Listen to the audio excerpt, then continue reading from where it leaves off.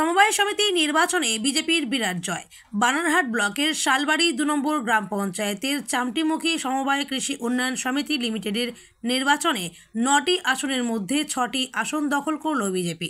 তৃণমূল পেয়েছে 3টি আসন। এদিন চামটিমুখী সমবায় সমিতির নির্বাচন অনুষ্ঠিত হয়। সারাদিন পুলিশি নিরাপত্তায় নির্বাচন প্রক্রিয়া সম্পন্ন হওয়ার পর গণনা শুরু হতেই টানটান উত্তেজনা। অবশেষে গণনার শেষে 6টি আসনে জয়ী হয় বিজেপির প্রার্থীরা।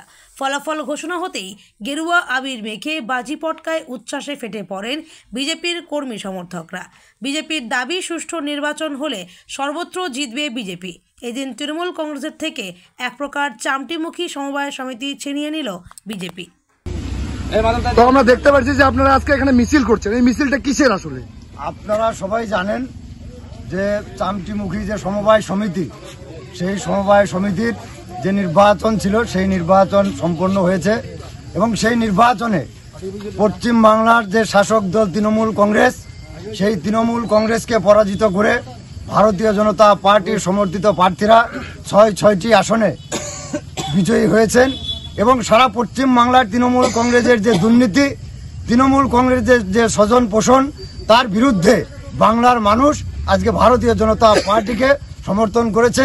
এই বিজয় শুধু ভারতীয় জনতা পার্টির বিজয় নয়, এই বিজয় সারা পশ্চিম বাংলার তথা এই চামটিমুখী নাথুয়াবাসীর বিজয়।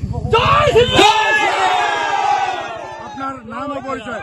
আমার নাম পলাশ বসাক, ভারতীয় জনতা পার্টি পশ্চিম মন্ডল কমিটি।